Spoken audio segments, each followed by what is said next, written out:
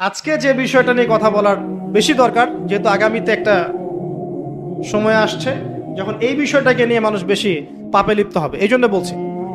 এটা হচ্ছে হারাম ভালোবাসা, আল্লাহ পাক বৈধ করেননি। এমনকি কথা বলার সময় আল্লাহ পাক বলেছেন একজন গায়রে মাহরাম মেয়ে যেন পর্দার আড়াল থেকে কথা বলে, কিছু চাইতে হলে যেন পর্দার আড়াল থেকে চায় এবং গলার ভয়েসটা যেন কর্কশ হয়। আল্লাহর লিমিটেশনগুলো দেখেন আর বাস্তবতা দেখেন। আল্লাহ পাকের লিমিটেশন হচ্ছে এরকম যে একজন মেয়ে যে আমার স্ত্রী নয় তার সাথে আপনি ফোনে কথা বলতে পারবেন না, প্রেমালাপ করতে পারবেন না, আপনি তার দিকে কামনার দৃষ্টিতে তাকাতে পারবেন না, আপনি তাকে স্পর্শ করতে পারবেন না, তার সাথে নির্জনে কোথাও সময় কাটাতে পারবেন না। আল্লাহর বাইন্ডিংসগুলো দেখেন। একজন নারীর সাথে ফোনে কথা বললেই কিন্তু সেক্সুয়াল সম্পর্ক হয় না, হয়। একজন গায়রে মাহরাম মেয়ের সাথে যদি আপনি বসে কফি খান তাহলে কিন্তু যৌন সম্পর্ক স্থাপিত হয়নি, এখন হয়। তারপরেও আল্লাহ রাব্বুল আলামিন বলছেন ওয়ালা তাকরাবু জিনা, এটার নাম আল্লাহ দিয়েছেন জিনা, আর বলছেন করো না এমনটা নয়, বরং ধার কাছেও যেও না। মানে একটা সীমারেখা দেয়া আছে, একটা মাঠ, এর চারপাশে একটা বাউন্ডারি দেয়া আছে, বাউন্ডারি পর্যন্ত। আল্লাহ বলছেন মাঠে ঢুকো না এমনটা বলছেন না, আল্লাহ বলছেন মাঠের বাউন্ডারির কাছেও যেও না। কথা বুঝতে পারছেন? ফল খেও না, না ওয়ালা তাকরাবা হাদিহি শাজারা, এই গাছটার কাছেও যেও না। মিলাতে পারছি? আমি বুঝতে পারছি? আদম এবং হাওয়া আলাইহিস সালাম এই গাছের ফল খেও না এমন কথা ছিল না, কথা ছিল এই গাছের কাছেও যেও না। একই কথা আল্লাহ বলছেন জেনা করো না নয়, ওয়ালা তাকরাবু জিনা, জেনার কাছেও যেও না। এখন এটা হচ্ছে আল্লাহর নিষেধাজ্ঞার একটা বাইন্ডিংস, লস, একটা একটা পিলার, একটা বাউন্ডারি। আর আপনি বাস্তবতা দেখবেন ভিন্ন, যে গায়রে মাহরাম ছেলে মেয়ে এরা অ্যাডাল্ট, এদের যৌন চাহিদা আছে, সেক্সুয়াল চাহিদা আছে, একে অপরের সাথে কোনো মাহরামের সম্পর্ক নাই। এরা পড়াশোনার নামেই হোক, চাকরি বাকরির নামেই হোক, ভ্যালেন্টাইন্সের নামেই হোক, যে কোনো নামেই হোক, এরা একে অপরের সাথে মিলেমিশে একাকার। এরা কথা বলছে, কথা বলার পরে আরো কাছে যাচ্ছে, ভালোবাসার প্রণয় বিনিময় করছে, এক পর্যায়ে কফি খাচ্ছে, ডেটিংয়ে যাচ্ছে, ঘুরছে ফিরছে, এই করতে করতে করতে এক পর্যায়ে তারা হারাম জেনায়ও লিপ্ত হয়ে গেল, বিছানায় চলে গেল। এই সম্পর্কের পর দেখা যায় সম্পর্ক ব্রেকআপ, শেষ। এবং এই ঘটনাগুলোর নাম দিচ্ছি আমরা কাছে আসার গল্প। কার কাছে? যার কাছে আল্লাহ যেতেও নিষেধ করেছে, বলে তাকরাবু জিনা। আর আমরা বলছি না, কাছে আসারই গল্প। কাছে আসার গল্প হতে পারে মায়ের সাথে, মায়ের কাছে আসার গল্প হতে পারে, স্ত্রীর কাছে আসার গল্প হতে পারে, আমার সন্তানের কাছে আসার গল্প হতে পারে, দেশের কাছে আসার গল্প হতে পারে। কিন্তু হারাম জেনার কাছে আসার কোনো গল্প হতে পারে না। কি হতে পারে? জাহান্নামের উপন্যাস হতে পারে। কি হতে পারে? জাহান্নামের আমল নামার একটা উপন্যাস হতে পারে। উপন্যাস বোঝেন না? আল্লাহ পাক এই যে কিয়ামতের মাঠে আমল নামা ছুঁড়ে দিবেন, ছুঁড়ে দিয়ে আমল নামায় ঘুরতে থাকবে, কারো ডান হাতে কারো বাম হাতে। যার হাতে আমল নামা আসুক না কেন, যে হাতে আসুক না কেন, আল্লাহ পাক সবাইকে একটা কথা বলবেন, ইকরা কিতাবাক, তুমি তোমার কিতাব পড়ো, কাফা বিনাফসিকা আল-ইয়াওমা আলাইকা হাসিবা, আজকে তুমি তোমার হিসাব নেওয়ার জন্য যথেষ্ট। আমরা সবাই একটা করে উপন্যাস লিখছি, আমরা সবাই একটা করে উপন্যাস লিখছি আমল নামার, আমাদের কাজের মধ্য দিয়ে। আর এর চেয়ে ভয়ঙ্কর বিষয়টা হচ্ছে এই উপন্যাসটা আপনাকে পড়তে বলা হবে সবার সামনে। আমার কথা মনে বোঝা যায় না? আমরা একটা গল্প লিখছি আমল নামায়, উপন্যাস লিখছি, যার একটা মোমেন্ট বাদ যাচ্ছে না। এই যে এখন আমরা বসে আছি, এটা আপনার উপন্যাসে উঠে গেছে, আমল নামে উঠে গেছে। মাফ করবেন যদি কালকে আবার দেখেন যে আমল নামাকে উপন্যাস বলে যা ব্যাখ্যা করলাম উতহা, এবার এই শব্দ দিয়ে আবার তুলকালাম করে ফেলেন না। এটা বুঝানোর জন্য বলেছি, যুব সমাজ উপন্যাস বোঝে, এই জন্য বলেছি। যুবকরা উপন্যাস বোঝেন না? আপনারা বিভিন্ন উপন্যাস পড়েছেন, যারা জেনারেল লাইনে পড়েছেন অনেক উপন্যাস পড়েছেন, এই জন্য বললাম বুঝানোর জন্যে। আমল নামা কখনো উপন্যাস নয়, যে আপনি আর আমি একটা উপন্যাস লিখছি, নিজের গল্প নিজেই লিখছি, নিজের কাজের মধ্য দিয়ে নিজের উপন্যাস নিজেই লিখছি, এবং এটার মধ্যে সবচেয়ে ভয়ঙ্কর কথা হচ্ছে এইটা সবার সামনে আমাকে পড়ে শোনাতে হবে। আমরা কি পারবো এই জেনা, এই মাদক, এই পর্নোগ্রাফি, হারাম, জুয়া, ক্যাসিনো, অন্যায়, অত্যাচার, বেনামাজি, দুর্নীতি, ঘুষ, সুদ, এইগুলোর সব কথা সবার সামনে পড়ে শোনাতে? আমরা কি পারবো আদৌ? আমরা কি প্রস্তুত? পড়তে কিন্তু হবেই ভাই, সবাইকে পড়তে হবে। আলেম, জালেম, কাফের, মুশরিক, মুনাফিক সবাইকে পড়তে হবে। ইকরা কিতাবাক, এক বচনে এসেছে, মানে এক একজন মানুষকে আল্লাহ পাক বলছেন যে তুমি তোমার বই পড়ো, তোমার কিতাব পড়ে শোনাও। কাফা বিনাফসিকা আল-ইয়াওমা আলাইকা হাসিবা, আজকে তুমি তোমার হিসাব নেওয়ার জন্য যথেষ্ট। আল্লাহ পাক আমাদেরকে কথার গভীরতা বোঝার তৌফিক দান। এই হারাম জিনিসগুলোর মধ্যে সবচেয়ে ডেঞ্জারাস এই ফ্রি মিক্সিং। ফ্রি মিক্সিং কি জিনিস? একজন বেগানা মেয়ে একজন বেগানা ছেলের সাথে মিক্স করবে। এখন আপনি কথাগুলো মনে হচ্ছে রূপকথার মতো মনে হবে, কারণ বাস্তবতার সাথে কোনো মিল নাই। বাস্তবতায় আপনি গিয়ে দেখবেন যে স্কুলে পড়ছে মাশাআল্লাহ গায়রে মাহারাম ছেলে মেয়ে, এবং নাম দিচ্ছে এরা friends, just only friends, friends only, বন্ধু, ক্লাসমেট। কিন্তু এর বয়স মাশাআল্লাহ 16, এর বয়স 20, বা এর বয়স 15, এর বয়স 18।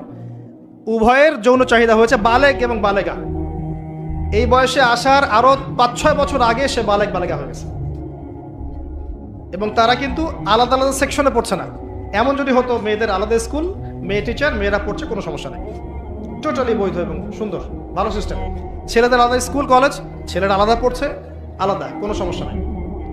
সমস্যা কোথায়? যখন এক ছাদের নিচে আমি সবাইকে বসিয়ে দিয়েছি এবং এরা একে অপরের সাথে মিক্স করছে।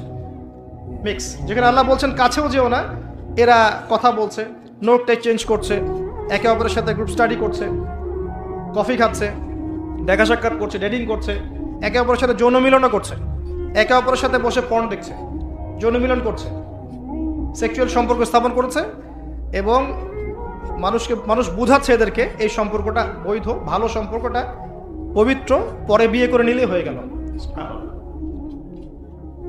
এই হচ্ছে এটা বাস্তবতা। বাস্তবতার সাথে ওয়ালা তাকরাবু জিনা আয়াতের কোনো মিল আছে? বাস্তবতা এক জায়গায়, কোরআন এক জায়গায়। এরপরে দাবি করছি আমরা মুসলিম, স্টিল আমরা দাবি করছি আমরা মুসলিম। এবং এই ফ্রি মিক্সিং এর ফলে শত শত যুবক যুবতীর ইজ্জত চলে গেছে। শত শত না, সংখ্যাটা সহস্র লক্ষ হবে, আরো বেশি হতে পারে, আল্লাহু আলাম। এগুলো তো প্রকাশ্য, গোপনে যে কত কি হচ্ছে আপনি তো জানেন না। যে সন্তান, যে মেয়েটাকে আপনি ছোট মনে করছেন, অলরেডি যে সে কতগুলো ছেলেকে এভাবে ছেলে বদল করতে করতে করতে করতে করতে করতে এই জায়গায় আসছে আপনি জানেনই না। যে ছেলেটাকে আপনি ছোট্ট মনে করছেন, এ যে কতগুলো গার্লফ্রেন্ড চেঞ্জ করতে করতে এই জায়গায় আসছে আপনি জানেন না। এবং এগুলোকে সে মনে করছে পবিত্র সম্পর্ক, কোনো সমস্যা নেই। কোনো কোনো ক্ষেত্রে দেখা যায় হিন্দু মুসলিম তারাও প্রেম করছে, বন্ধু বান্ধব, এবং তার কনসেপ্টটা হচ্ছে এমন যে সমস্যা নাই, পরে বিয়ে করে নিব, এটা চলছে। এবং এদেরকে আমরা উস্কে দিব এভাবে যে 14 ফেব্রুয়ারিতে তোমরা অবাধে মেলামেশা করতে পারো, কোনো সমস্যা নেই, বরং এটা হচ্ছে তোমাদের মত প্রকাশের স্বাধীনতা। এবং আমরা এটাও বুঝাবো ওদেরকে যে যারা এগুলোর বিরুদ্ধে বলবে তারা মৌলবাদী, তারা সমাজের উন্নতি, অগ্রগতি, প্রগতি চাচ্ছে না। তারা চাচ্ছে না তোমরা এগিয়ে যাও, বরং তারা তোমাদেরকে পিছিয়ে দিতে চাচ্ছে। কোথায় এগিয়ে নিচ্ছি আমরা এদেরকে? আমি জানি কোথায় নিচ্ছেন, এক্স্যাক্টলি বলতে পারবো কোথায় নিচ্ছেন। ইলাল নার, জাহান্নামের দিকে, জাহান্নামের দিকে এগিয়ে নিচ্ছেন, আর কোনো দিকে নয়। আসেন, এই মিক্সিংটা এখানে শেষ হলো না। এরপরে যখন সে কলেজ লাইফে গেল, সেখানেও দেখবেন সেম দৃশ্য, একই অবস্থা। দেখা যায় কলেজে মাঝে মাঝে আন্দোলন হয় না? আন্দোলনে দেখবেন যে ছেলে মেয়ে একসাথে, ছেলের কাঁধে মেয়ের কোলের মধ্যে ছেলে মাথা দিয়ে স্লোগান দিচ্ছে, মনে হচ্ছে যেন স্ত্রী। হ্যাঁ, দেখবেন বিভিন্ন আন্দোলনের সময় দেখবেন কলেজ বিশ্ববিদ্যালয়গুলোতে, আমরা তো পড়েছি, আমরা তো বলতে পারবো, আন্দোলন হচ্ছে, বান্ধবী বসে আছে, বান্ধবীর কোলে মাথা দিয়ে বন্ধু, মনে হচ্ছে যেন স্ত্রী না পাবলিক প্রপার্টি, আল্লাহ ভালো জানে, পাবলিক প্রপার্টি। যে কেউ ভোগ করতে পারে। এটা কলেজে শেষ থাকলো না, ইভেন স্কুল কলেজের মধ্যে দেখবেন যে আপনি টিচার একজন পড়াচ্ছেন, পুরুষ টিচার, এর চারপাশে মেয়েরা গোল করে বসে আছে ব্যাচ। পুরুষ টিচার মেয়েদের ব্যাচ পড়াচ্ছেন, মেয়েরা সবাই তার গায়ের মাহরাম। দর্শনটা এখানে এরকম না, এরা তো আমার মেয়ের মতো, এরা তো আমার মেয়ের মতো, জাস্ট এইভাবে, তুমি তো আমার মেয়ের বয়স। কথা বুঝতে পারছেন? তুমি তো আমার মামনির মতো। আর ওই মেয়েকে বোঝানো হচ্ছে টিচার তোমার বাবার মতো।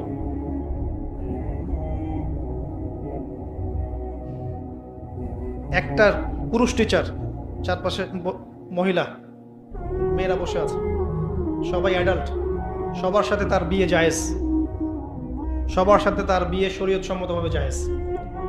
তারপরে একটা ফিলোসফি দর্শন ঢুকিয়ে দিয়ে তুমি তোমার মেয়ের মতো। অহরহ মেয়েদের ইজ্জত হারাচ্ছে, অহরহ।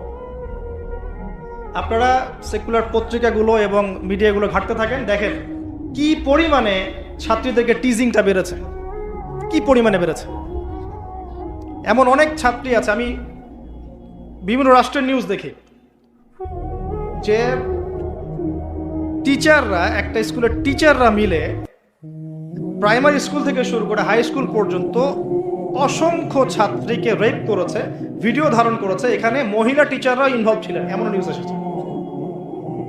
এবং অ্যাসিড দিয়ে মুখ ঝলসে দেওয়ার ভয় দেখিয়ে কাজ করা হয়েছে দীর্ঘদিন ধরে। ভয়ে মেয়েরা কিছু বলতে পারে নাই। আবার সেদিন একটা রেপিস্টেড ক্রাইম দেখলাম, র্যাব ধরেছে, র্যাবের অফিসার যিনি ব্রিফ করছেন তিনিও অবাক, যে আমরা অবাক হয়ে গেছি এর ঘটনা দেখে। সে রেপিস্ট কিন্তু মুসলিম না, ভাগ্যিস সে অন্য ধর্মের না, যদি মুসলিম হতো তাহলে এটা নিয়ে আবার প্রচারণা শুরু হয়ে যেত।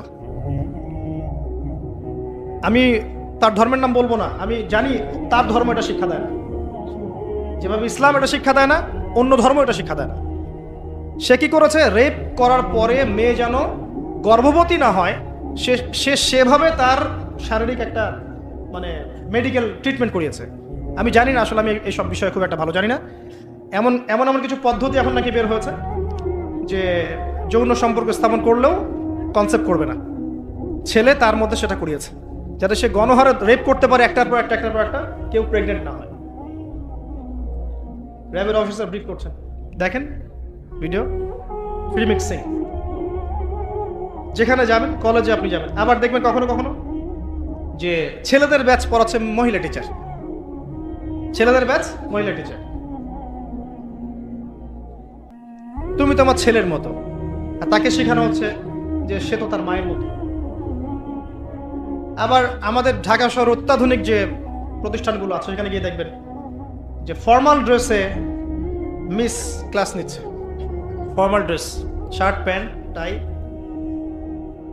বিভিন্ন জায়গায় গিয়ে দেখবেন মহিলারা এভাবে শার্ট প্যান্ট গেঞ্জি জিন্স পরে ঘুরে বেড়াচ্ছে, শপিং মলসে, এয়ারপোর্টে, ওইখানে এইখানে সব জায়গায় চারপাশে।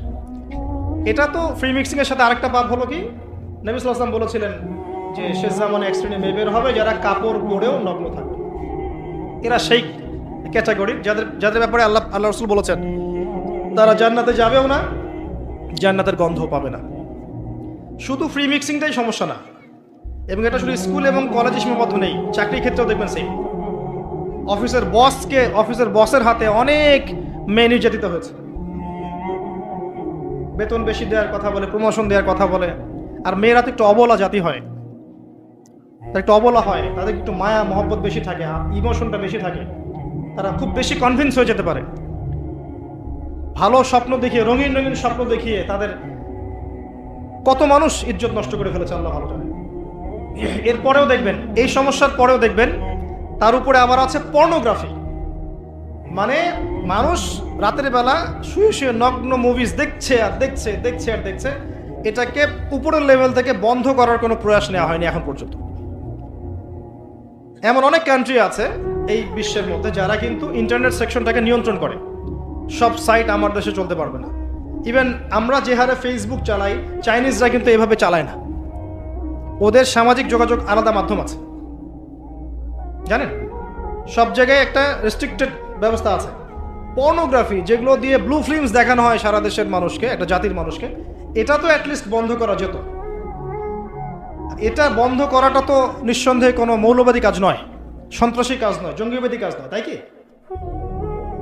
এটা যখন আপনি দেখছেন সারাদিন ধরে, সারা রাত ধরে, এই ছেলেপেলেটা ম্যাক্সিমামই আসক্ত এগুলোতে।